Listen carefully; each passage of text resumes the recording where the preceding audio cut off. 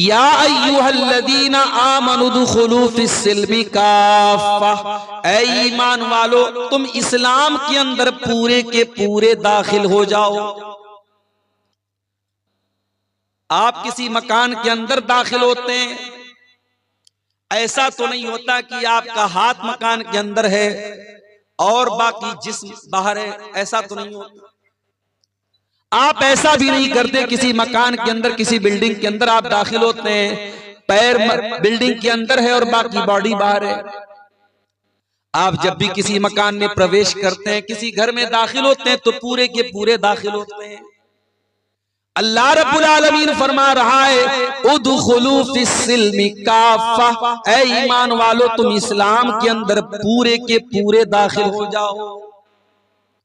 गोया इस्लाम भी एक बिल्डिंग की तरह है, इस्लाम भी एक घर की तरह है, और इस घर में तुम्हें आधा अधूरा नहीं दाखिल होना है, इस घर में तुम पूरे के पूरे दाखिल हो जाओ। वला तत्तबिउ खुतुवातिश शैतान, और ऐ ईमान वालो तुम शैतान के तरीके पर न चलना, शैतान के नक्शे कदम पर न चलना। इन्नहु लकुम अदुव्वुम मुबीन, शैतान तुम्हारा सबसे बड़ा दुश्मन है, खुला हुआ दुश्मन है। वो छुप करके दुश्मनी नहीं कर रहा है, खुल करके दुश्मनी कर रहा है। भाई एक दुश्मन हमारा वो होता है, दुश्मन है लेकिन हमको मालूम नहीं, उससे बचना थोड़ा मुश्किल होता है।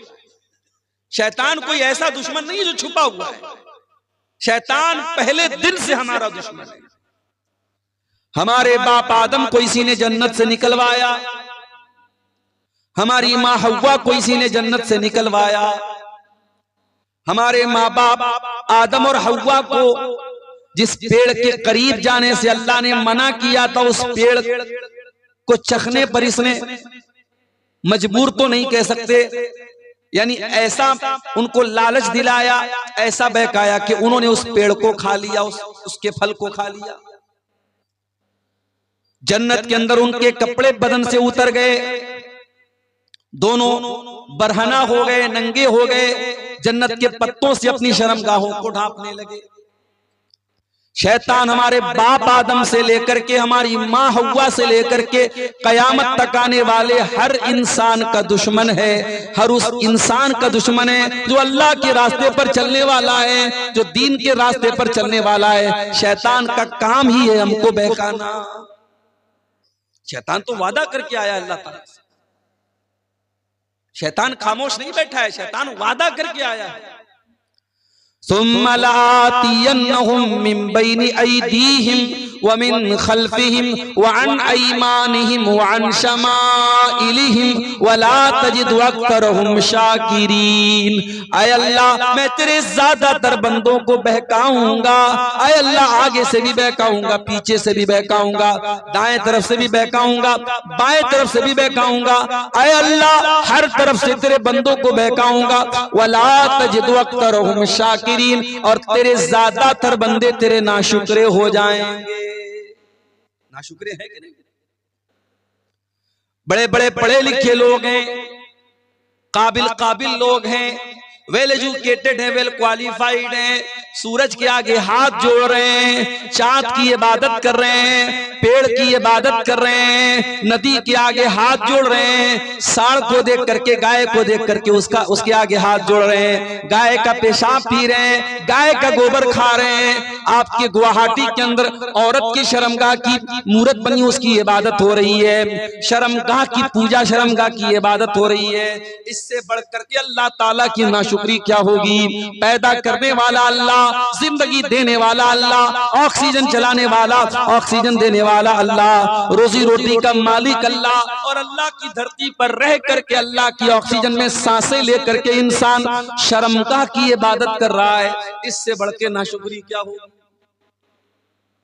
अभी हमारे उत्तर प्रदेश में 12 साल पर हमारे गैर मुस्लिम भाइयों का एक त्योहार आता है, महाकुंभ के नाम से। अभी वो चल रहा है, बड़ी भीड़ है, अभी ट्रेनों में, रोड पर सफर करना बड़ा मुश्किल है। इलाहाबाद के अंदर, प्रयागराज के अंदर सारे देश भर से संत साधु आए हुए हैं। मीडिया वाले खूब कवरेज दे रहे हैं। उसमें ऐसे भी साधु लोग आते हैं, ऐसे भी बाबा लोग आते हैं। कोई 10 साल से अपना हाथ ऐसे उठाए हुए है और उसी को बहुत बड़ी इबादत समझ रहा है। कोई नंगा हो करके, मादर जात बरहना है, नंगा है, बदन पर एक कपड़ा नहीं, शर्मगाह नजर आ रही है। औरत आती है, उस नंगे बाबा के आगे सजदा करती है, उसकी शर्मगाह को छू करके आशीर्वाद देती है और मीडिया वाले उसको कवरेज दे रहे हैं। मेरे प्यारे साथियों, इस मंजर को देख करके इंसानियत भी शर्मा जाए, इंसान भी शर्मा जाए कि ये क्या हो रहा है। शर्मगाह की इबादत हो रही है और इंसान नंगा घूम रहा है और उसको दीन समझा जा रहा है, उसको सवाब समझा जा रहा है। ये सारे मनाजिर देखने के बाद क्या हमारे और आपके दिल में ये जज्बा पैदा नहीं होता कि ऐ अल्लाह, तेरा बहुत बड़ा करम और एहसान है कि तूने हमें मुसलमान बनाया। हमारी औकात नहीं थी, हमारी हैसियत नहीं थी कि हम अपनी सूझबूझ से इस दिन को कबूल करते। बड़े बड़े दानिश्वर, बड़े बड़े पढ़े लिखे बुद्धिजीवी लोग इसी मुल्क में रहते हैं, इस्लाम कबूल नहीं कर रहे हैं, तौहीद कबूल नहीं कर रहे हैं। ऐ अल्लाह, हम इस बात की गारंटी कैसे ले सकते थे? ये तो तेरा करम है, तूने हमें मुसलमान बनाया है। कभी गौर करना मेरे प्यारे साथ, हमारे अंदर कोई सुरखाब का पर लगा हुआ है? अल्लाह ने कौन सी ऐसी खास बात हमारे अंदर देखी हमको मुसलमान बना दिया? ये बस उसका करम है, उसकी कृपा है, उसकी रहमत है, वरना हम किस लायक है मेरे प्यारे साथ। इसीलिए जन्नती जब जन्नत में जाएंगे तो क्या कहेंगे? वक़ालुल हम्दुलिल्लाहिल्लज़ी हदाना लिहाज़ा वमा कुन्ना लिनहतदिय लौला अन हदानल्लाह। आय अल्लाह, तेरा करम और तेरा शुक्र है, तूने हमको हिदायत की नेमत से नवाजा, इस्लाम की नेमत से नवाजा। आय अल्लाह, अगर तू हमको हिदायत न देता तो हमें ये हिदायत नहीं मिल सकती थी, हम इस हिदायत को नहीं पा सकते थे। आय अल्लाह, तेरा करम है कि तूने हमको हिदायत से नवाजा। ये अल्लाह का बहुत बड़ा एहसान है मेरे प्यारे साथ। इसीलिए पांचों टाइम की नमाज में हम बार बार अल्लाह ताला से क्या दुआ करते हैं? इहदिनस सिरातल मुस्तकीम। आय अल्लाह, तू सिराते मुस्तकीम पर हमको चलाना, अपने सीधे रास्ते पर चलाना, इस्लाम के ऊपर चलाना। सिरातल लज़ीना अनअमता अलैहिम। आय अल्लाह, उनके रास्ते पर चलाना जिनके ऊपर तेरा करम हुआ, तेरा इनाम हुआ। आय अल्लाह, नबियों के रास्ते पर चलाना। आय अल्लाह, सिद्दीकीन के रास्ते पर चलाना। आय अल्लाह, शुहदा के रास्ते पर चलाना। आय अल्लाह, सालिहीन के रास्ते पर चलाना। गैरिल मग़दूबि अलैहिम वलद्दाल्लीन। आय अल्लाह, उनके रास्ते पर तू न चलाना जिनके ऊपर तेरा गजब नाजिल हुआ, उनके रास्ते पर न चलाना जो भटक गए। आय अल्लाह, यहूद और नसारा के तरीके पर न चलाना। ये दुआ करते हैं हम सूरह फातिहा की शक्ल में, पांचों टाइम की नमाज में, हर रकात में हम ये दुआ करते हैं। ये इतनी बड़ी नेमत है मेरे प्यारे साथियों इस्लाम के, इस नेमत को हम बार बार अल्लाह से। इसीलिए कुरान में हमको ये दुआ सिखाई गई, रब्बना ला तुज़िग़ क़ुलूबना बअद इज़ हदैतना व हब लना मिन लदुनका रहमह इन्नका अंतल वह्हाब। ईमान वाले ये दुआ करते हैं, ऐ परवरदिगार, जब तूने इस्लाम की नेमत से हमको नवाजा, जब तूने हिदायत की नेमत से हमको नवाजा, आय अल्लाह, दोबारा हमको भटकने न देना, गलत रास्ते पे जाने न देना, शिर्क के रास्ते पर जाने न देना, कुफ्र के रास्ते पर जाने न देना। आय अल्लाह, जब तूने हिदायत की नेमत से नवाजा तो फिर हमारे दिल की हिफाजत करना। इसी झारखंड की सरजमीन पर, रांची बहुत मशहूर शहर है, झारखंड कैपिटल है आपके स्टेट की, नुसरत जहां नाम की एक लड़की, पांचों टाइम की नमाजी, रोजेदार, उलमा के बयान सुनने वाली, एक दीनी बैकग्राउंड, एक रिलीजियस बैकग्राउंड से ताल्लुक रखने वाली लड़की मुर्तद हो जाती है और नुसरत जहां से निशा सिंह बन जाती है। कभी आपने सोचा कि ये वाकयात क्यों हो रहे हैं? आपके लिए तो एक न्यूज है साहब, अखबार में खबर आ गई, हमने एक न्यूज की तरह, एक समाचार की तरह सुन लिया। माफ करना मेरे प्यारे भाइयों, अगर आपकी कौम की कोई लड़की निशा सिंह बन रही है नुसरत जहां से, तो पूरी कौम के लिए सोचने का मकाम है। पूरी कौम के चेहरे के ऊपर बहुत बड़ा थप्पड़ है कि आप अपने दीन की अहमियत भी अपनी कौम की बच्चियों को न बता सके। ओ साल में एक बार जलसा करा करके अपनी लड़कियों को दीन सुनाने वालों, तुम्हारी बेटियां अगर दीन की अहमियत को जानती, अगर इस्लाम की नेमत को जानती, तो कोई नुसरत जहां आज निशा सिंह न बनती। इस्लाम को जाना ही नहीं हमने, इस नेमत की कद्र कीमत को जानती अगर वो औरत, तो कभी मेरे प्यारे साथियों इस्लाम को छोड़ने की जुर्रत न करती। अरे इस्लाम तो वो नेमत है जिसको पाने के लिए सहाबे किराम ने सब कुछ कुर्बान कर दिया। इस्लाम तो इतनी बड़ी नेमत है। सुमैया बिन्त खय्यात को देखो, जवान बेटा सामने खड़ा हुआ है। अबू जहल कहता है बूढ़ी माँ, ऐ सुमैया तेरा जवान बेटा सामने खड़ा है, हम नहीं चाहते तुझे तेरे बेटे के सामने नंगा कर दे। ऐ सुमैया तू इस्लाम को छोड़ दे वरना तेरे बेटे के सामने तुझे नंगा कर दे। सोचो मेरे भाइयों, एक माँ के लिए कितनी हसीयत की बात है, उसके जवान बेटे के सामने उसको बरहना कर दिया जाए। ऐ सुमैया तू बूढ़ी हो चुकी है, तेरे बदन में कमजोरी आ चुकी है, मगर तेरा ईमान तो फौलाद के जैसा मजबूत है। सुमैया ने जवान बेटे के सामने नंगा हो जाना गवारा कर लिया, मगर तौहीद को छोड़ना गवारा न किया, इस्लाम को छोड़ना गवारा न किया। और चश्मे फलक ने वो मंजर भी देखा, एक बूढ़ी औरत के बदन से कपड़े उतार लिए गए, जवान बेटे के सामने उसको बरहना कर दिया गया। इतने पर अबू जहल ने बस न किया, फिर कहा कि ये सुमैया आखिरी मौका तुझे दे रहा हूं, इस्लाम को छोड़ दे वरना तुझे कत्ल कर दूंगा। बर्ची उठाया, सुमैया का इस्लाम को छोड़ने वाली थी। अबू जहल ने बर्ची उठाया और सुमैया की शर्मगाह के ऊपर दे मारा। ऐ सुमैया तू अल्लाह को प्यारी हो गई, तू शहीद हो गई, तेरे बदन का खून गिर गया, अल्लाह की राह में शहीद होने वाली तू पहली खातून बन गई। और तूने दुनिया की आने वाली औरतों को ये पैगाम दे दिया, ऐ दुनिया की औरतों, तुम्हें दुनिया नाजुक समझेगी, तुम्हें दुनिया कमजोर समझेगी, तुम दुनिया को बता देना अगर औरत के पास ईमान की दौलत और ईमान की ताकत हो, औरत से ज्यादा ताकतवर कोई नहीं होता है। ईमान की दौलत अगर औरत के पास है, औरत से ताकतवर कोई नहीं होता है। सुमैया से पूछो ईमान किसको बोलते हैं? ईमान की अजमत पूछना है, कोई बिलाल हबशी से पूछ ले।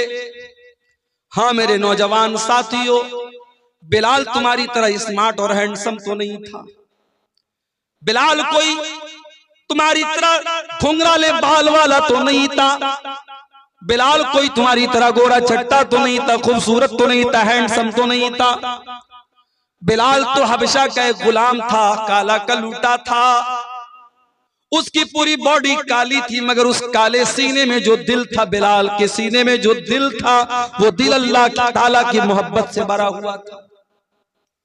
ओ दुनिया वालों, तुमने तो जब भी देखा है लोगों की सूरतों को देखा है, लोगों के चेहरों को देखा है, आओ तुम्हें बिलाल की सीरत भी दिखाते हैं। बिलाल काले हैं, बिलाल का बदन काला है, और बिलाल के काले बदन को उनका मालिक अरब के तपते हुए सहरा पर लिटा देता है। नीचे गरम गरम बालू है, नीचे गरम गरम रेत है, और बिलाल के सीने पर गरम पत्थर भी रख देता है। बिलाल के सीने की चर्बी भी पिघल रही है और बिलाल की पीठ भी पिघल रही है। और बिलाल का मालिक कहता है, उमैया बिन खल्फ कहता है, ऐ बिलाल तेरे सीने की चर्बी को पिघलाना हमें अच्छा नहीं लगता, तुझे टॉर्चर देना हमें अच्छा नहीं लगता। ऐ बिलाल हम तुझे टॉर्चर करना बंद कर देंगे, बस एक शर्त है, तू अल्लाह की तौहीद को छोड़ दे और हमारे 360 माबूदों का इकरार कर ले, हमारे साथ तू भी शिर्क का नारा लगा दे और ला इलाहा इल्लल्लाह की आवाज तो निकालना बंद कर दे। बिलाल हम तुझे तकलीफ देना छोड़ देंगे। बिलाल की जबान से आवाज नहीं निकल रही, बिलाल कुछ कहने की पोजीशन में नहीं है, मगर उस गर्म पत्थर के नीचे और उस तपते हुए सहरा में लेटे हुए बिलाल की जबान से एक लफ्ज सुनाई देता है। बिलाल कहते हैं अहद अहद अहद, मैं जिस अल्लाह की इबादत करता हूँ वो एक है, वो यकता है, वो अकेला है, मैं एक अल्लाह की इबादत करने वाला हूँ। ऐ उमैया बिन खल्फ, तू लाख मेरे सीने पर गरम पत्थर रख दे, तू लाख मेरे बदन की चमड़ी को जला डाले, ऐ उमैया बिन खल्फ, बिलाल अल्लाह ताला की तौहीद को छोड़ने वाला नहीं है। अहद अहद, मेरा अल्लाह एक है, मेरा माबूद एक है, मेरा रब एक है। ओ लोगों, इस्लाम वो नेमत है जिसकी हिफाजत की खातिर बिलाल के सीने की चर्बी पिघल गई, मगर बिलाल ने इस तौहीद को नहीं छोड़ा। ये शहादत गए उल्फत पे कदम रखना है। लोग आसान समझते हैं मुसलमान, हमने तो ये समझा मुसलमान के घर में पैदा हो गए, अब्बा ने अब्दुल्ला नाम रख दिया, अब्दुल रहमान नाम रख दिया, लड़के थे तो खतना करा दिया, बड़े हुए टोपी लगाने लगे, लुंगी पहनने लगे, बड़े का गोश्त खाने लगे। हमने तो इन चीजों को मुसलमानों की पहचान बना डाली।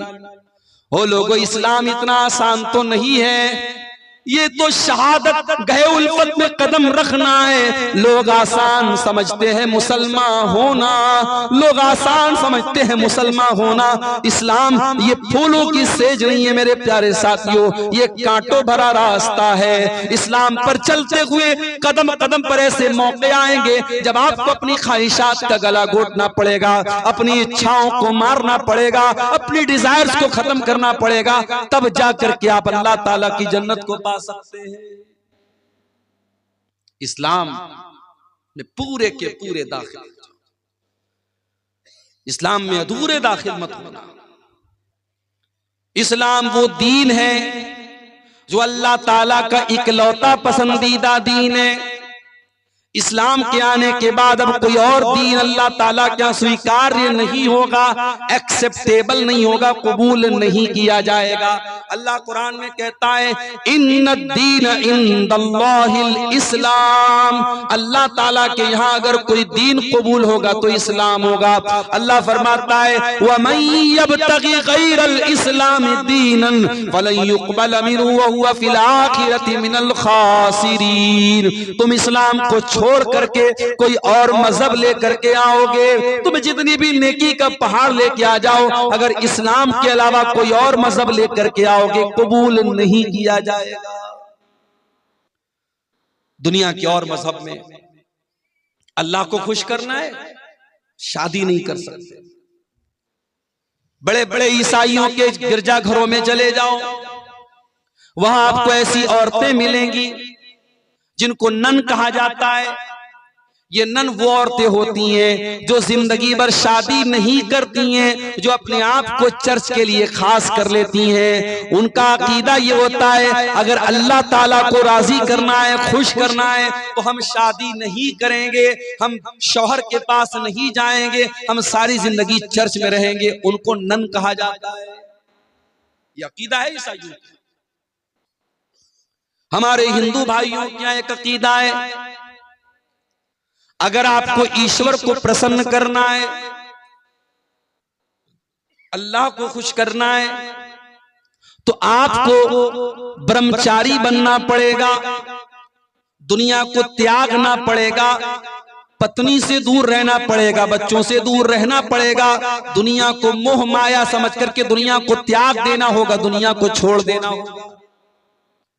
जरा सोचो मेरे प्यारे साथियों, अगर ये तसव्वुर इस्लाम का भी होता तो कितनी परेशानी होती। आए अल्लाह तेरा शुक्र है तूने हमें मुसलमान बनाया और इस्लाम जैसा दीन हमको दिया जिसमें दुनिया को त्यागने का, दुनिया को छोड़ने का हुक्म नहीं दिया गया, बल्कि कुरान में अल्लाह हमको दुआ सिखाता है कि ऐ मेरे बंदो ये दुआ पढ़ा करो, रब्बना आतिना फिद दुनिया हसना व फिल आखिरती हसना व क़िना अज़ाबन नार। ऐ परवरदिगार हमारी दुनिया को भी अच्छा बना दे, हमारी आखिरत को भी अच्छा बना दे और हमें जहन्नम की आग से तू बचा ले। ये कुरान की सबसे जामे दुआ है और ये वो दुआ है मेरे प्यारे साथियों। अगर आपने कभी हज किया होगा, कभी उम्रा किया होगा, जब आप तवाफ करते हैं खाने काबा का तो हजर अस्वद और रुकन यमानी के बीच में इस दुआ को पढ़ते हैं। ये इतनी प्यारी दुआ है मेरे साथ। अल्लाह के प्यारे नबी एक दुआ पढ़ा करते थे, किया करते थे, अल्लाहुम्मा अस्लिह ली दीनी अल्लज़ी हुवा इस्मतु अमरी। आय अल्लाह मेरे दीन को ठीक कर दे, क्योंकि मेरे मामले की बुनियाद तो मेरे दीन के ऊपर है। व अस्लिह ली दुनियाया अल्लती फीहा माशी, और अल्लाह मेरी दुनिया को भी ठीक कर दे, क्योंकि जिंदगी तो मुझको दुनिया के अंदर गुजारना है। व अस्लिह ली आखिरती अल्लती इलैहा दी, और ऐ अल्लाह मेरी आखिरत को भी तू ठीक कर दे, क्योंकि मरने के बाद लौट करके वहीं जाना है। वजालिल हयात ज़ियादतन ली फी कुल्ली खैर, और ऐ अल्लाह मेरी जिंदगी को ऐसा बना दे कि जिंदगी का हर दिन नेकी में इजाफे का सबब बन जाए, जिंदगी में हर दिन भलाई में इजाफा हो, नेकी में इजाफा हो। वजालिल मौत राहतन ली मिन कुल्ली शर, और ऐ अल्लाह जब तुम मौत देना तो ऐसी मौत देना कि हर तकलीफ से, हर शर से मुझको नजात मिल जाए। ये बड़ी जामे दुआ है, अल्लाह के प्यारे नबी ये दुआ पढ़ा करते थे, तो हमें ये दुआ सिखाई गई। मेरे साथ हमारे नबी ने शादी भी की, एक साथ आपकी 9 बीवियां थी, सबका हक आप अदा करते थे। आपके कुछ सहाबा ने जब शादी ना करने का इरादा कर लिया, मिसाल के तौर पर एक सहाबी थे, उनका नाम था उस्मान बिन मज़ून रज़ी अल्लाह ताला अन्हु। उन्होंने ये तय कर लिया कि मैं शादी ही नहीं करूंगा, यहां तक कि उन्होंने ये तय कर लिया कि वो अपने टेस्टिकल्स को निकलवा देंगे, अपने खुशियतैन को निकलवा देंगे, यानी मर्द रहने के काबिल ही नहीं रहेंगे, मर्दानगी खत्म कर देंगे, शादी के काबिल ही नहीं बचेंगे। यहां तक उन्होंने इरादा कर लिया।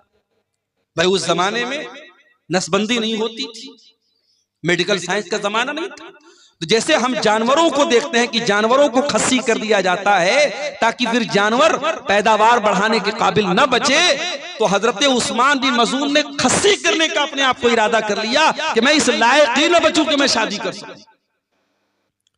अल्लाह के नबी को पता चला, आपने उस्मान बिन मज़ून को बुलवाया, और मैं यहां पर यह वजाहत कर दूं कि ये वो उस्मान नहीं है जो अल्लाह के नबी के दामाद थे, वो दूसरे उस्मान है।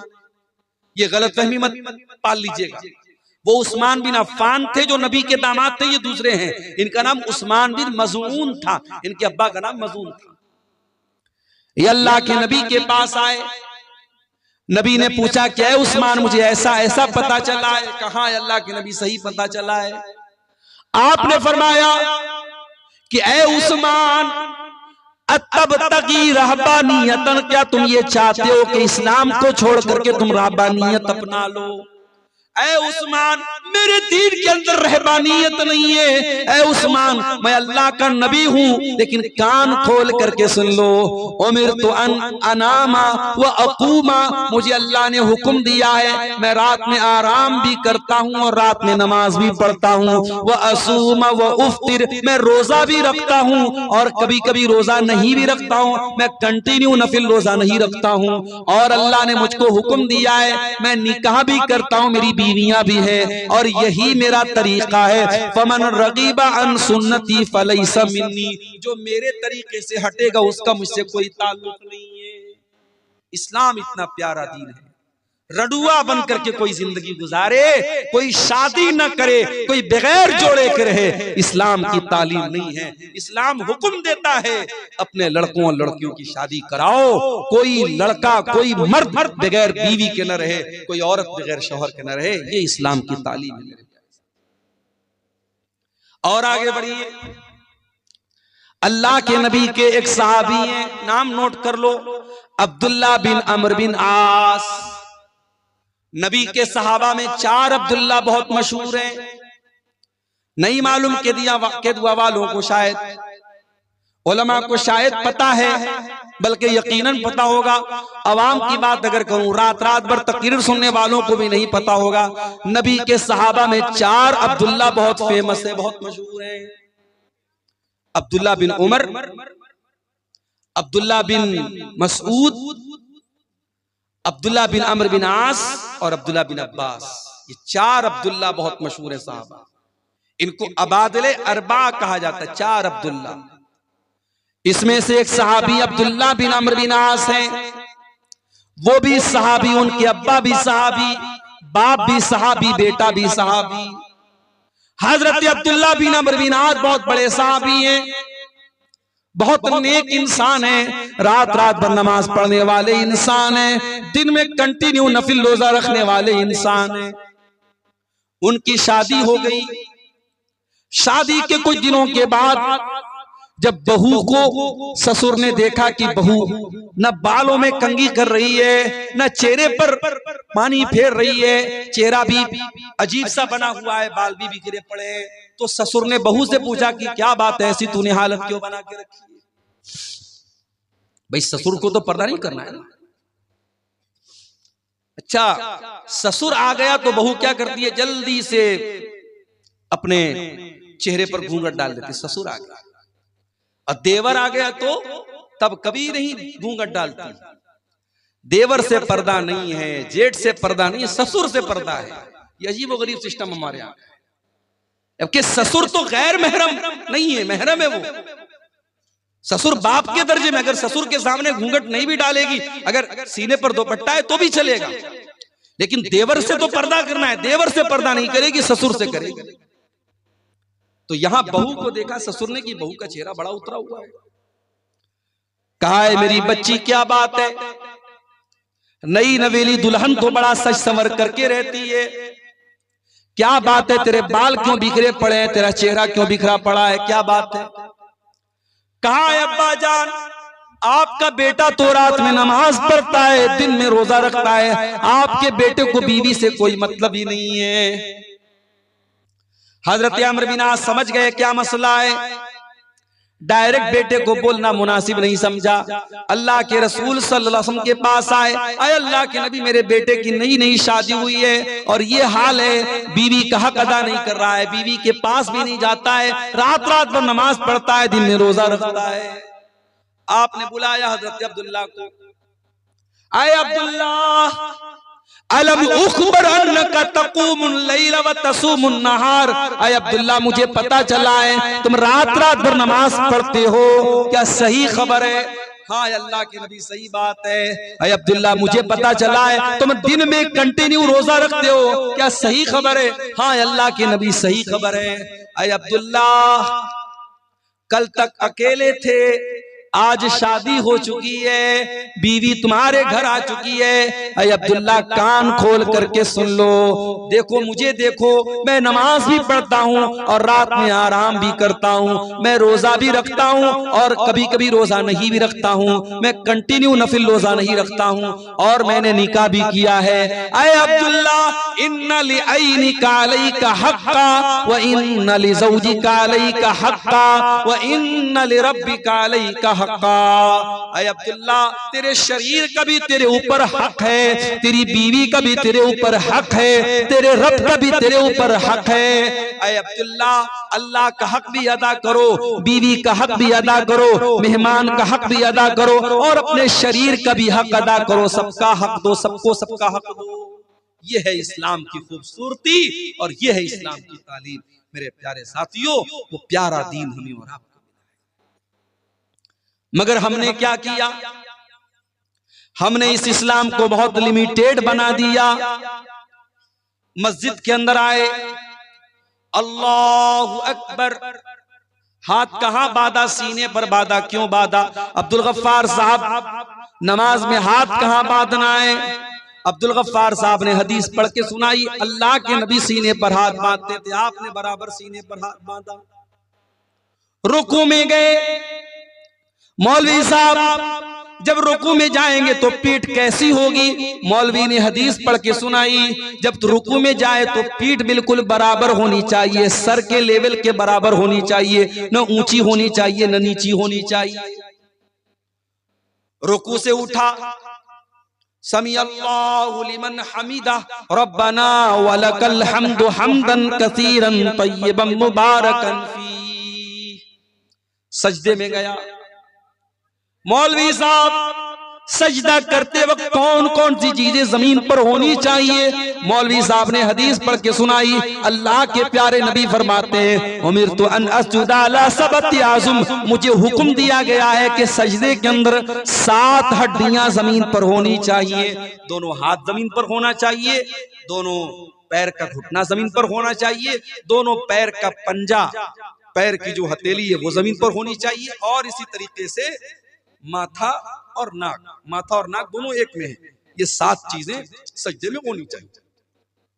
नमाज में आप मुकम्मल हदीस को फॉलो करो। एक एक मसला पूछ रहे हैं मौलवी साहब। मस्जिद के बाहर निकले, दुकान पर गए, कस्टमर आया, हाजी साहब ये माल, ये कपड़ा, ये सामान कितने का देंगे? हाजी साहब कहते अल्लाह की कसम मुझे 100 का पड़ा है, तू 110 दे दे। वही हाजी साहब जो मस्जिद में नमाज का तरीका मौलवी साहब से हदीस की रोशनी में पूछ रहे थे, जब मार्केट में आए, जब बिजनेस करने आए, जब कारोबार करने आए, तो झूठी कसम खा करके अपने माल की गलत कीमत बता दी।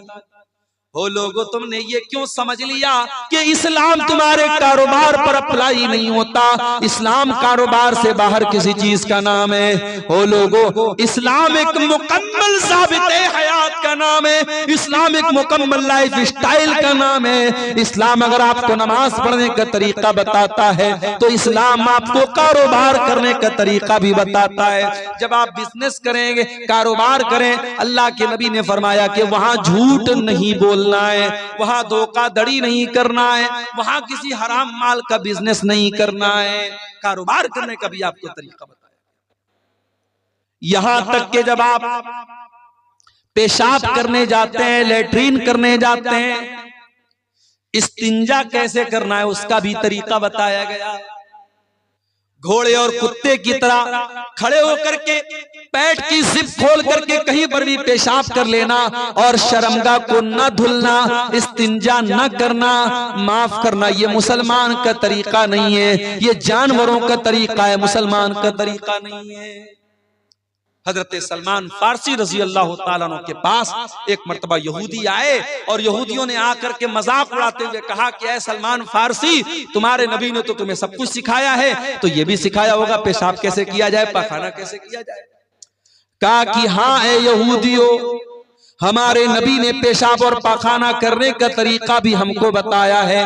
अमरना अल्लाह नस्तकबिल क़िबलत वला नस्तदबिरहा, हमारे नबी ने हमें हुक्म दिया है जब इस्तिंजा करने बैठे तो किबला की तरफ, पश्चिम की तरफ ना चेहरा करें न पीठ करें। और हमारे नबी ने हमको मना किया कि 3 से कम ढेले के जरिए इस्तिंजा न करें, और हमारे नबी ने मना किया कि हम गोबर या हड्डी से इस्तिंजा न करें। ये 3 हुक्म हमारे नबी ने तो हमें पेशाब और पाखाना करने का दिया है।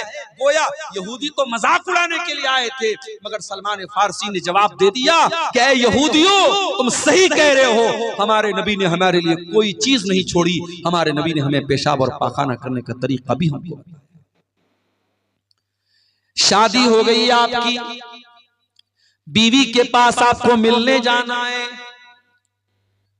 हो सकता है ये टॉपिक दुनिया के लिए बहुत अजीब व गरीब टॉपिक हो, इस टॉपिक पर बात करना है गुनाह माना जाता हो, लेकिन इस्लाम इस टॉपिक पर भी बात करता है, और बीवी से मिलने के वो तरीके जो नाजायज और हराम हैं, इस्लाम उनसे मना करता है।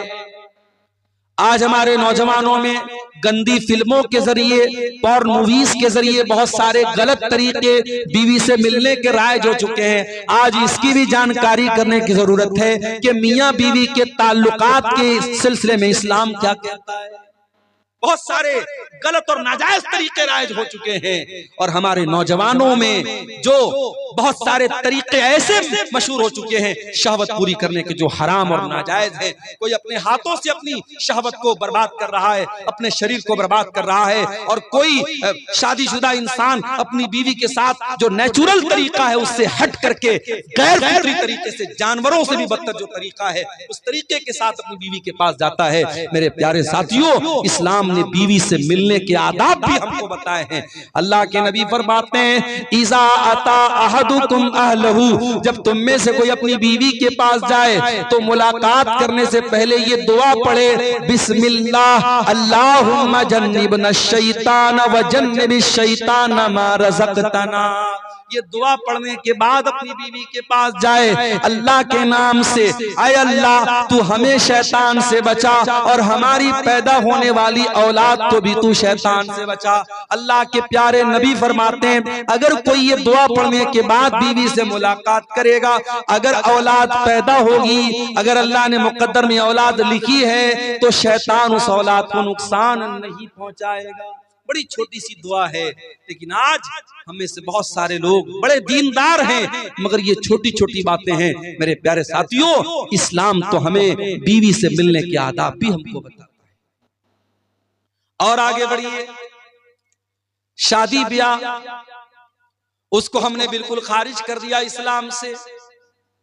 चाहे आपके इस इलाके की अंसारी बिरादरी हो, चाहे हमारे बनारस के अंसारी समाज के लोग हों, चाहे आपके कटिहार के शेरशाबादी समाज के लोग हों, मुसलमानों में शादी में बहुत सारी फजूल किस्म की रस्म रिवाज आ गई। कहीं जहेज धड़ल्ले से चल रहा है, बाकायदा डिमांड हो रही है। हमारे पहचान के एक साहब हैं, वो बिहार, एक बेतिया एक जगह है बिहार में, बेतिया के रहने वाले, कई बेटियां हैं उनकी, सरकारी टीचर हैं। तो एक मर्तबा उनकी किसी बेटी का रिश्ता लगा, तो मैंने पूछा कि मास्टर साहब आपकी बेटी का जो रिश्ता लगा है लड़का क्या करता है? तो कहा कि लड़का राजगीर का काम करता है, जो मकान वगैरह बनता है मिस्त्री का काम करता है। तो जाहिर है मिस्त्री का काम करता है तो एक लेबर क्लास का ही काम है, कोई बहुत हाई फाई काम तो नहीं है। तो उन्होंने कहा, रोते हुए कहा, बड़े दर्द के साथ कहा कि मौलाना साहब राजगीर का काम करता है वो लड़का, लेकिन 5 लाख रुपए की डिमांड किया है उसने। क्या कहेंगे आप? जितना क्वालिफाइड दामाद है उसी के हिसाब से डिमांड हो रही है, और जहेज मांगने वाला भी पक्का मुसलमान और जहेज देने वाला भी पक्का मुसलमान। मेरे प्यारे साथियों, नबी के दौर में हजारों शादियां हुई, नबी ने 11-11 शादियां की, नबी ने 4 बेटियों की शादी की, सहाबे किराम ने निकाह किया। न वहां बारात था, न वहां जहेज था, न वहां मंगनी की रस्म थी, न वहां हल्दी की रस्म थी। बड़े सिंपल तरीके से निकाह हो जाता था। हमारे यहाँ आज शादी ब्याह में पूरा का पूरा सिस्टम ही गड़बड़ है। बस एक काम सुन्नत के मुताबिक होता है, बल्कि वो भी सुन्नत के मुताबिक नहीं होता है। निकाह पढ़ाने के लिए हम मौलवी साहब को बुलाते हैं, और मौलवी साहब बेचारे आते हैं और बाकायदा लड़का के पास निकाह कबूल कराने के पहले लड़की के पास जाते हैं और लड़की से कबूल करवाते हैं। हमारे बनारस में भी ये रिवाज है। मैं तो कई बार तकरीरों में बोल चुका हूं कि भाई लड़की के पास काजी साहब, मौलवी साहब को जाकर के कबूल करवाने की कोई जरूरत नहीं है। इस्लाम में लड़की को कबूल नहीं करना है, कबूल करने का काम लड़के को करना है। अभी कल की बात मैं आपको बताऊं, बनारस में एक निकाह पढ़ाना था। हमारे एक दोस्त की बहन की भाई की शादी थी, निकाह पढ़ाने में गया तो अब वो सिस्टम तो वही था, लड़की के यहाँ भी जाना था, पर्दा लगा हुआ था, उधर लड़की बैठी है। अब फलां बिनते फलां आपका निकाह फलां के साथ हो रहा है, क्या आपको कबूल है? लड़की अंदर से रो रही है, बेचारी तड़प रही है। उसकी माँ समझा रही है, चची लोग समझा रही, बेटा बोल दे बोल दे बोल दे। बड़ी देर के बाद लड़की बोलती हाँ कबूल है। अच्छा भाई, निकाह नामा में लेकर के गया था मैंने, उसमें बता दिया भाई लड़की की यहाँ साइन करा लो, सिग्नेचर करा लो। अब निकाह नामा जब अंदर से आया बाहर तो देखा इतनी बड़ी सी पेन उसके साथ, खूबसूरत सी पेन, उस पर जो है नग वगैरह जड़े हुए हैं और मोर का पंख लगा हुआ है, और उस पर इंग्लिश में कुछ लिखा हुआ है। मैंने देखा तो लिखा तो कबूल है, उस पेन के ऊपर लिखा हुआ है कबूल है। तो आजकल ये ड्रामेबाजी चल रही है। दुल्हन के लिए बाकायदा ऐसा दुपट्टा आ रहा है, दुपट्टे पर लिखा रहता फलाने की दुल्हन, अब्दुल्ला की दुल्हन, अब्दुर्रहमान की दुल्हन। यानी जब तक वो बेचारी दुपट्टा नहीं पहनेगी लोग नहीं समझेंगे कि किसकी दुल्हन है, किसी और की दुल्हन समझ लेंगे उसको। अजीब व गरीब तमाशे हो रहे हैं। नकाब पहन करके लड़कियां आजकल चलती हैं, नकाब के ऊपर एक पट्टी बनी है, पट्टी पर क्या लिखा? इस्लाम की शहजादी। अरे कैसी तू शहजादी है रे, कैसी शहजादी है तू? तू नकाब की को बदनाम कर रही है। अगर वाकई में तू इस्लाम की शहजादी है तो अपने इस नकाब को सिंपल कर ले। आज देहातों में बहुत सारी जगहों पर देखते हैं नकाब के ऊपर लाइट लगी है, खूबसूरत सी लाइट लगी, चमक रही। अरे भाई नकाब के ऊपर लाइट का क्या काम है? तो ये सब ढकोसलेबाजी हम कर रहे हैं मेरे प्यारे साथियों। माफ करना, इस्लाम इन ढकोसलेबाजियों का नाम नहीं है। इस्लाम बड़ा सिंपल दीन है। दूसरे के तरीके पर और दूसरों के नक्शे कदम पर चलने की कोशिश मत करो मेरे प्यारे साथियों। अल्लाह के नबी ने फरमाया लतत्तबिउन्ना सुनन मन कान क़ब्लकुम शिब्रम बिशिब्रिन व ज़िराम बिज़िरा। ऐ मेरी उम्मत के लोगों, तुम अपने से पहले के लोगों के तरीके पर चलोगे। अगर वो एक बालिस्त चले तो तुम भी एक बालिस्त चलोगे, अगर वो एक हाथ चले हैं तो तुम भी एक हाथ चलोगे। हत्ता लौ सलकू जो रज़ब बिन सलकतुम, अगर तुमसे पहले के लोग किसी जानवर के बिल में चले जाएंगे तो तुम भी बिल में चले जाओगे। अंधी तकलीद दूसरों की करने की वजह से आज हमारी कौम मेरे प्यारे साथियों बर्बाद हो। और आगे बढ़िए, इस्लाम में पूरे के पूरे दाखिल हो जाओ। हाजी साहब मस्जिद में गए, मौलवी साहब से नमाज का तरीका तो पूछ लिया, मस्जिद के बाहर आए, अपने सगे भाई की जमीन को हत्या करके बैठ गए, अपने पड़ोसी की जमीन पर नाजायज कब्जा करके बैठ गए। ओ हाजी साहब, ये जमीन आपके साथ तो नहीं जाएगी दुनिया से। ओ मेरे भाई, जिस दिन तुम मर जाओगे ये सारी जमीन तो दूसरों की हो जाएगी, ये सारा माल तो दूसरों का हो जाएगा, सब ठाट पड़ा रह जाएगा जब लाद चलेगा बंजारा। कब्र की 2 गज जमीन के अंदर सबको जाना है, सब छोड़ के जाना है। ये जमीनें यही रह जाएंगी, ये जायदादें यही रह जाएंगी, ये खेत खलियान यही रह जाएगा, ये तिजोरियां यही रह जाएंगी, ये बैंक बैलेंस दूसरों के नाम हो जाएगा। मेरे प्यारे साथियों, जब आप कब्र के अंदर जाएंगे, जितने भी नेक हों, जितने भी नमाजी हों, जितने भी दीनदार हों, ये कब्र आपको दबोचेगी, ये कब्र आपको पकड़ेगी, ये कब्र आपको के ऊपर तंग हो जाएगी। नबी के सहाबी थे साद बिन मुआज रजी अल्लाह ताला अन्हु, इंतकाल हो गया। नबी के इतने बड़े सहाबी हैं, इंतकाल हो गया कि अल्लाह के नबी ने उनके इंतकाल के मौके पर फरमाया इhtazal मौत li साद बिन मुआज। आज साद इब्ने मुआज का इंतकाल हुआ है। आज इनके इंतकाल पर अल्लाह का अर्श भी हिलने लगा है। इनके जनाजे में 70,000 फरिश्ते जमीन पर उतरे थे। इनका बदन भारी भरकम था। जब जनाजा उठाया गया तो जनाजा बड़ा हल्का मालूम हो रहा था। बाज मुनाफिकों ने कहा कि अरे जनाजा तो बड़ा हल्का मालूम हो रहा है। अल्लाह के प्यारे हबीब ने फरमाया इन्ना लहू हमलतन गैरुकुम, ऐ मेरे सहाबा, ये साद बिन मुआज का जनाजा है, इसके जनाजे में फरिश्ते भी शामिल हैं। इनके जनाजे को फरिश्तों ने उठा के रखा है। इतने बड़े सहाबी थे साद बिन मुआज रजी अल्लाह ताला। साद बिन मुआज को कब्र में उतारा जाने लगा।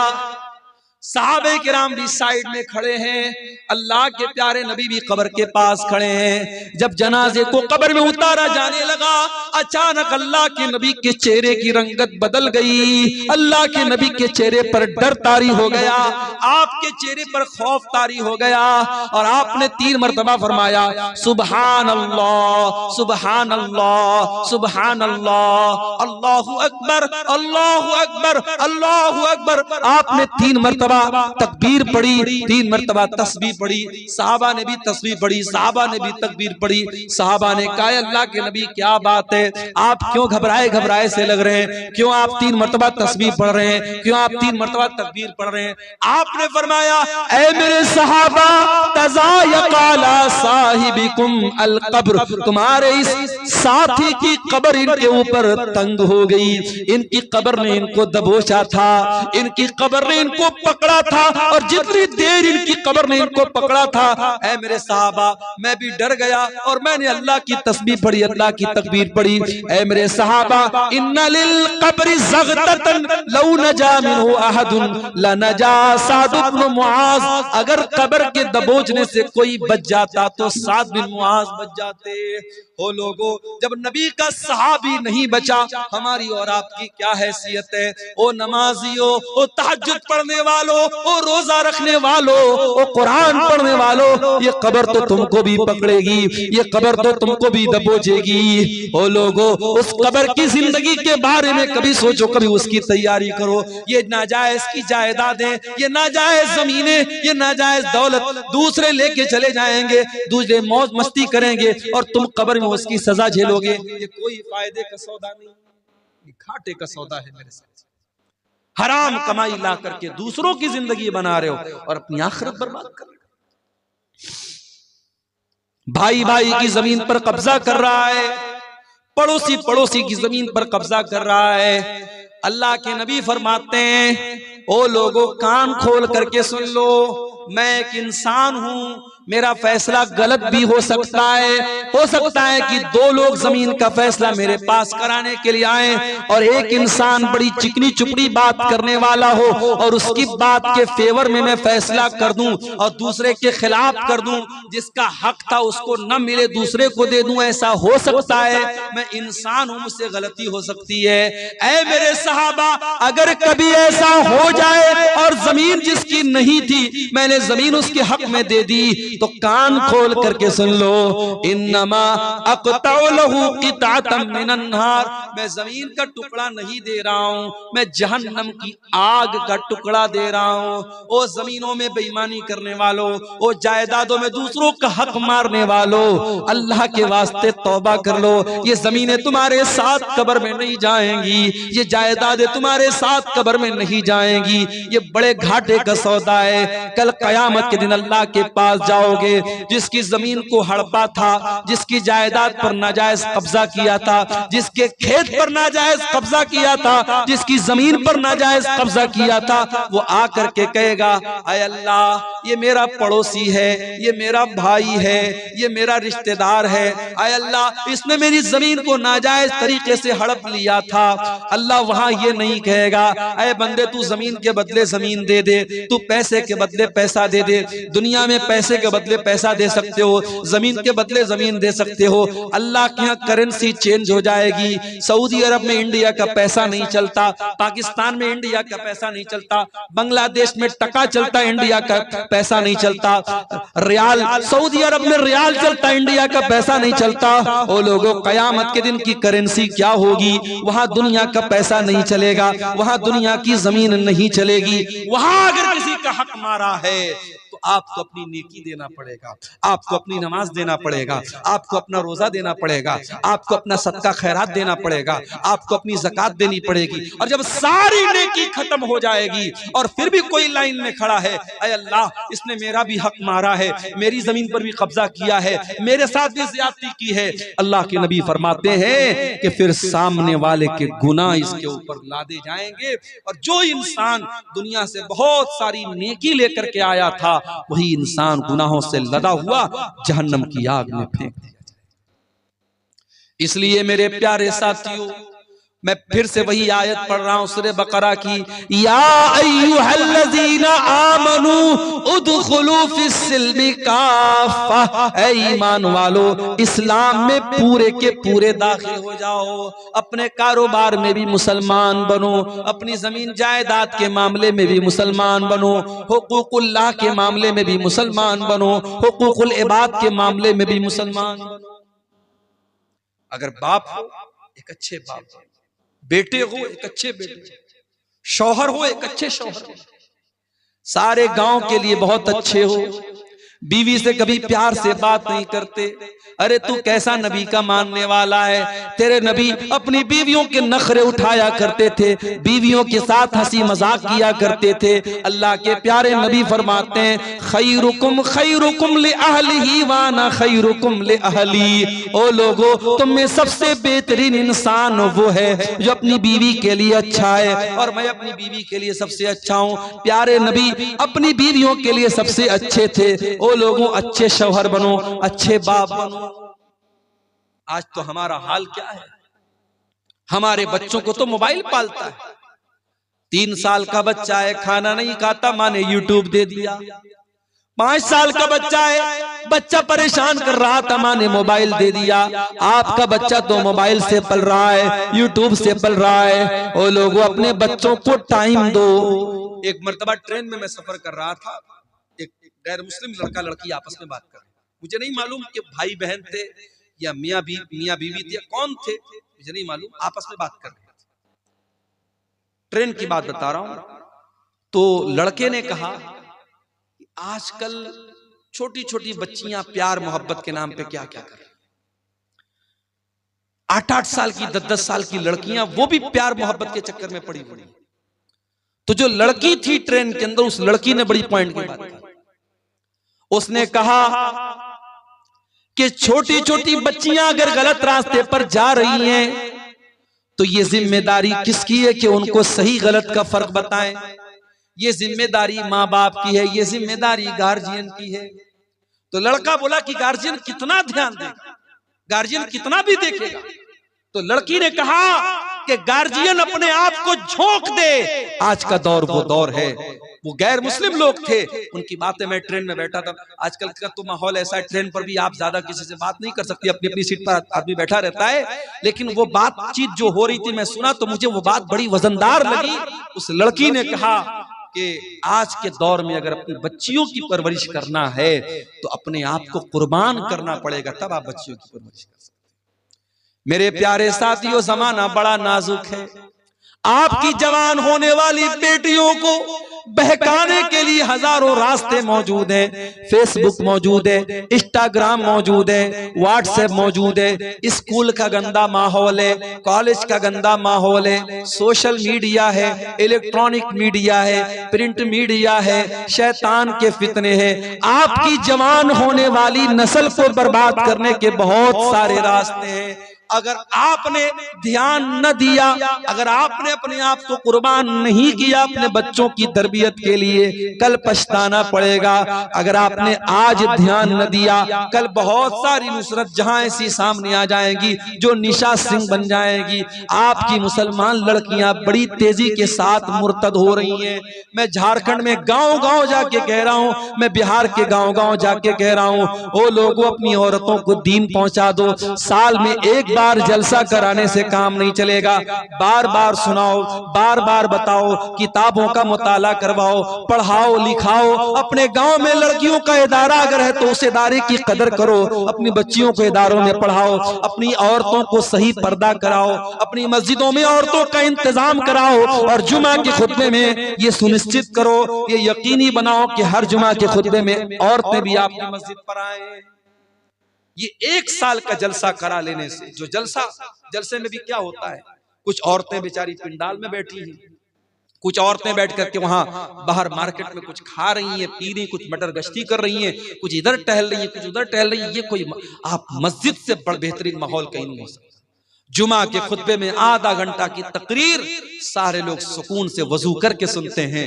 अगर आपके घर की औरतें जुमा का खुतबा सुनेंगी, मैं बार बार ये बात तकरीरों में कहता हूं, साल में 52 जुमा का खुतबा होता है। अगर आपके घर की औरतें 52 मरतबा जुमा में जाएंगी, इंशाअल्लाह दीन की बहुत सारी मालूमात वो लेकर के जाएंगी। तरबियत के लिए टाइम निकालना पड़ेगा मेरे साथ। इसीलिए अरबी का एक शायर कहता है, लईसल यतीम मन इंतहा अबवाहु मिन हम्मिल हयाती व खल्लफाहु जलीला। अरे यतीम वो नहीं है जिसके माँ बाप दुनिया से चले गए हो। इन्नल यतीम हुवल्लज़ी तल्का लहू उम्मन तखल्लत औ अब मशगूला। अरे यतीम तो वो बच्चा है जिसकी माँ के पास समय नहीं है, जिसके बाप के पास टाइम नहीं है, जो अपने बच्चों की तरबियत के लिए वक्त नहीं निकालता है। इसलिए मेरे अजीजों, अपने बच्चों की तरबियत के लिए वक्त निकालो, इस्लाम में पूरे के पूरे दाखिल हो जाओ, एक अच्छे बाप बनो, एक अच्छे शौहर बनो, एक अच्छे मुरब्बी बनो, ताकि आपकी आने वाली नस्लें दीनदार बने। ये समाज के फितरों से अगर अपनी आने वाली नस्लों को बचाना है, मेरे अजीजों, अपने आप को नेक और दीनदार बनाओ। जब तक हम खुद दीनदार नहीं बनेंगे, अपने बच्चों को दीनदार नहीं बना सकते। बीड़ी पीने वाला बाप अपने बच्चों को बीड़ी से नहीं मना कर सकता, गाली बकने वाला बाप अपने बच्चों को गाली देने से नहीं रोक सकता, बेपर्दा रहने वाली माँ अपनी बेटियों को पर्दा करने की तालीम नहीं दे सकती। अगर अपनी औलाद को सुधारना है तो पहले माँ बाप को खुद सुधरना पड़ेगा, माँ बाप को अपनी इस्लाह करनी पड़ेगी। मेरे अजीजों, आइए हम अल्लाह से दुआ करें, रब्बुल आलमीन हमें कहने सुनने से ज्यादा अमल करने की तौफीक अता फरमाए।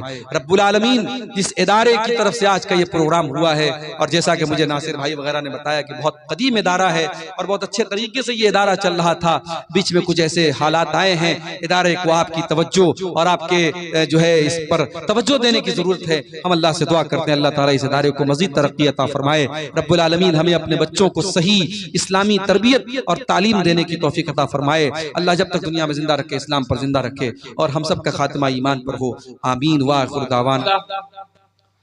व खलक़ मिन्हा ज़ौजहा व बत्त मिन्हुमा रिजालन कसीरन व निसाअ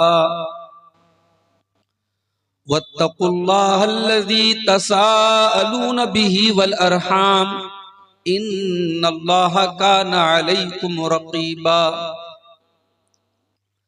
या अय्युहल्लज़ीना आमनु तक़ुल्लाहा वक़ूलू क़ौलन सदीदा युस्लिह लकुम अअमालकुम व यग़फिर लकुम ज़ुनूबकुम व मन युतिइल्लाह व रसूलहू फ़क़द फ़ाज़ फ़ौज़न अज़ीमा। अम्मा बअद फ़इन्न ख़ैरल हदीस किताबुल्लाह व खैरल हदी हदी मुहम्मदिन सल्लल्लाहु अलैहि वसल्लम व शर्रल उमूरि मुहदसातुहा व कुल्ल मुहदसतिन बिदअह व कुल्ल बिदअतिन ज़लालह व कुल्ल ज़लालतिन फिन्नार। अऊज़ु बिल्लाहि मिनश शैतानिर रजीम। बिस्मिल्लाहिर्रहमानिर्रहीम। या अय्युहल्लज़ीना आमनु दुखुलू फिस्सिल्मि काफ़्फ़ह वला तत्तबिऊ खुतुवातिश शैतान इन्नहु लकुम अदुव्वुम मुबीन। मोहतरम उलमाए किराम, बुजुर्गों और दोस्तों, नौजवान साथियों, माओ और बहनों, प्यारे बच्चों, आज के इस प्रोग्राम में जो कि बहुत कम वक्त में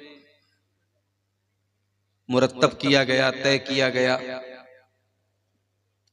और बहुत आनन फानन इस प्रोग्राम की तरतीब बनाई गई, इस प्रोग्राम में आना मेरे लिए बहुत ही मुश्किल हो चुका था, क्योंकि आप जानते हैं इस वक्त फरवरी का महीना है और अक्सर मदरसों में सालाना इम्तिहानात का टाइम चल रहा है। ये वो टाइम होता है जिस टाइम में असातिज़ा को छुट्टी नहीं दी जाती, लेकिन हमारे अजीज मोहतरम नासिर भाई और इसी तरीके से हमारे करीम भाई ने इतना ज्यादा इसरार किया कि हमें इस प्रोग्राम के लिए वक्त हर हाल में निकालना ही पड़ा। कल रात में नेपाल में था मैं, रात भर का सफर करके बाई कार बनारस पहुंचा। सुबह मदरसे में क्लास ज्वाइन किया, फिर मदरसे से दोपहर में निकला स्टेशन के लिए। तकरीबन 4 बजे ट्रेन पकड़ करके फिर पटना पहुंचा। फिर पटना से 4 व्हीलर से, वो भी पूरी स्पीड से भागते हुए आपके बीच में पहुंचा। ये सफर जो होते हैं बड़े रिस्की सफर होते हैं। जब ड्राइवर पूरी स्पीड से गाड़ी चलाता है तो कभी कभी ऐसा भी होता है कि गाड़ी को कंट्रोल करना भी मुश्किल होता है। कई बार ऐसा हुआ कि जब हम सफर में जा रहे हैं, रास्ते में बहुत सारे हादसे भी हमारे सामने दिखते हैं, एक्सीडेंट हो रहे हैं, हादसे हो रहे हैं, लेकिन हम ये समझते हैं कि शायद चूंकि ये सफर हमारा अल्लाह के दीन की तबलीग के लिए हो रहा है, इस सफर में पहुंचने के बाद रात के तकरीबन 2 बज रहे हैं, मुझे आपके सामने कुरान पढ़ना है, हदीसें पढ़नी हैं, अल्लाह और उसके रसूल की बातें पेश करनी है। मैं ये समझता हूं वल्लाहु आलम कि ये कुरान और हदीस की बरकत है कि अल्लाह हिफाजत भी करता है, अल्लाह ताकत भी देता है, वरना हमारे बस की बात नहीं है। मेरे साथ हमारे दोस्त लोग बोलते हैं कि हम लोग 1 दिन का सफर करते हैं, हालत खराब हो जाती है, या 24-24 घंटे हो जाते हैं पीठ बिस्तर पे लगाए हुए। लेकिन अल्लाह तबारक व तआला से यही दुआ भी करते हैं कि जब तक जिसमें जान है, ताकत है, अल्लाह ताला कुछ काम अगर ले रहा है तो अल्लाह ताला इसको कबूल भी फरमा ले, और लोगों के दिलों में जो मोहब्बत है, अकीदत है, अल्लाह ताला इसको भी बरकरार रखे और आखिरत में इसको नजात का जरिया बना दे। बस हमारी यही दुआ है, आमीन। मेरे भाइयों, मुझसे पहले आपने मुख्तलिफ उलमा की तकरीरों को सुना। अभी मुझसे ठीक पहले झारखंड की सरजमीन के नौजवान आलिम दीन शेख नूरुद्दीन साहिल साहब, गालिबन मैंने पूरी तकरीर नहीं सुनी, आखिर का थोड़ा सा हिस्सा मैंने सुना, गालिबन वो सहाबे किराम की अजमत पर आपके सामने खिताब कर रहे थे। उनके पहले झारखंड ही की सरजमीन से आए हुए शेख अबुल कलाम सलफी हफिज़हुल्लाह ने कयामत के ताल्लुक से बहुत सारी बातें आपके सामने रखी। आज मैं आपके सामने जो बात रखना चाहता हूं वो ये समझ लीजिए कि बस कुरान की एक आयत मैंने पढ़ी है, उसी आयत को थोड़ा सा एक्सप्लेन कर देना है, समझा देना है। अगर वो बात हमारी समझ में आ गई तो समझिए कि हमारी तकरीर कामयाब है। तो आइए पहले कुरान करीम की उस आयत का तर्जमा और मतलब देखते हैं जो अभी मैंने आपके सामने खुतबे मसनूना के बाद पढ़ी।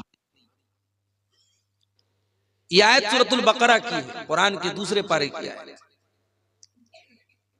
या अय्युहल्लज़ीना आमनू उदखुलू फिस्सिल्मि काफ़ा, ऐ ईमान वालो दाखिल हो जाओ, प्रवेश करो, एंट्री करो, फिस्सिल्मि इस्लाम के अंदर,